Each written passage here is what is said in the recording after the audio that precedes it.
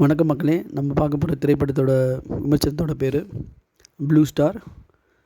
Blue star படத்தை இயக்குனது S Jayakumar, திரைக்கதை அமைச்சது S Jayakumar, Tamil Prabha.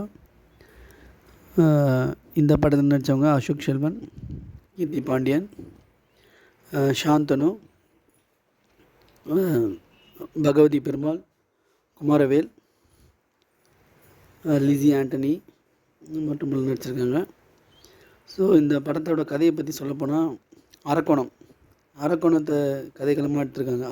அரக்கோணத்தில் நடக்கிற சுற்றி உள்ள அந்த கிராமத்தில் இருக்க ஆளுங்க எப்படிலாம் அவங்களோட ஆக்டிவிட்டீஸ் எப்படி இருக்குது, அங்கே இருக்க 2 கிரிக்கெட் டீமில் இருக்க முதன்மையான கேப்டன்ஸ் உள்ள நடக்கிற பிரச்சனைகள் தான் படத்தோட கதையாக பதிஞ்சிருக்காங்க. ஸோ இதில் அசோக் செல்வன் வந்து நல்ல ஒரு ஹீரோயிசம், அந்த ஆக்டிவிட்டீஸ்லாம் நல்லா இருக்குது அவரோட இது. சாந்தனு கொஞ்சம் சாஃப்டாக இருக்க மாதிரி இருக்கார். ஸோ இவர் கொஞ்சம் கோபமான இதில் இருக்க மாதிரி இருக்கார். ஸோ இந்த 2 டீமும் மோதிக்கிறாங்க. இதுக்கு முன்னாடி ஒரு ஃப்ளாஷ்பேக்கில் அந்த பகவதி பெருமாளோட காலை வந்து உடச்சிருவாங்க. ஸோ அவர் ஆனால் ரொம்ப டேலண்டான ஆள். ஸோ அந்த இன்னர் ஸ்விங் பண்ணுறது, அந்த ஹேண்ட் பொசிஷன்லாம் சொல்லிக் கொடுப்பாரு. அந்த சீன் நல்லா இருந்தது. சில சீன்லாம் நல்லா இருந்தது. பட் இன்டர்வல் வரைக்கும் ஃபஸ்ட் ஹாஃப் நல்லா ஃபாஸ்ட்டாக போச்சு. தேட்டர்லேயும் ரெஸ்பான்ஸ் அந்த ஃபஸ்ட் ஹாஃப் வரைக்கும் அந்த ஹீரோயிசம், ஃபைட்டு அதெல்லாம் நல்லா ஆக்டிவிட்டியாக போச்சு. செகண்ட் ஹாஃபில் மேலும் மேலும் அந்த கிரிக்கெட்டோட இதுவே பண்ணும்போது தான் படத்தோட ஆக்டிவிட்டி ஸ்லோவாகுது. இந்த 3 பால் மேட்ச்னு ஒரு சீன் வரும். அது ரொம்ப நல்லா இருந்தது. அந்த 3 பால் மேட்ச்சு, ஆளுக்கு 3 பால் விளையாடுவாங்க.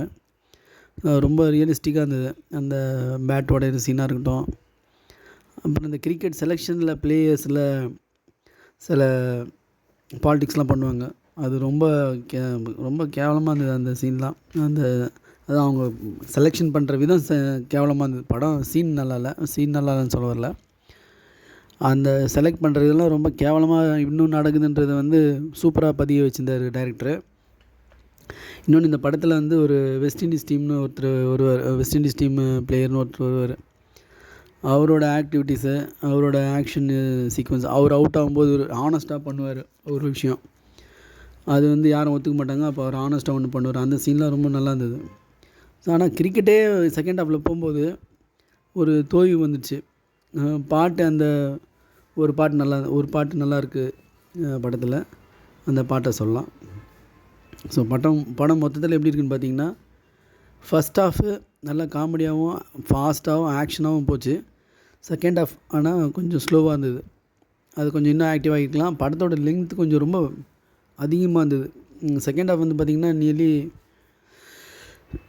1.5 ஹவருக்கு மேலே போச்சு. அதுவே ரொம்ப இதுவாக இருந்தது. கொஞ்சம் அந்த தோய்வை தடுத்துருக்கலாம்.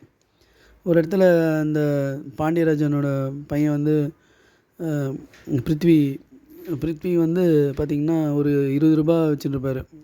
அந்த காமெடி நல்லா இருந்தது. ஸோ இவ்வளோ பணம் எதுக்குன்னு அம்மா கேட்பாங்க. அதை எடுத்து அவன் போயிடுவான்.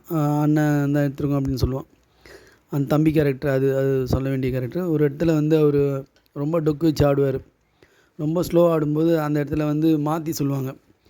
அந்த இடத்துல ஒர்க் அவுட் நல்லா காமெடி ஒர்க் அவுட் ஆச்சு. அப்புறம் பவுலிங் பண்ணும்போது அவுட் ஆகிறது, அது மாதிரியான சீன்ஸ்லாம் ரொம்ப எக்ஸலண்ட்டாக இருந்துச்சு. இந்த கிரவுண்டு தகரான்றது வந்து நார்மலான ஒரு இதுதான். இன்னும் நல்ல ஹெவியான ஒரு சப்ஜெக்ட் போன மாதிரி தெரில. இருந்தாலும் இந்த இதில் வந்து நல்ல ஒரு ஆக்ஷன் பேக்டாக தான் இருந்துச்சு, செகண்ட் ஹாஃபோட லிங்த்தை தவிர. ஸோ இது மஸ்ட் வாட்ச். ஒரு வாட்டி பார்க்கலாம், இந்த படத்தை பார்க்கலாம், வாட்சபிள் தான். தேங்க்யூ.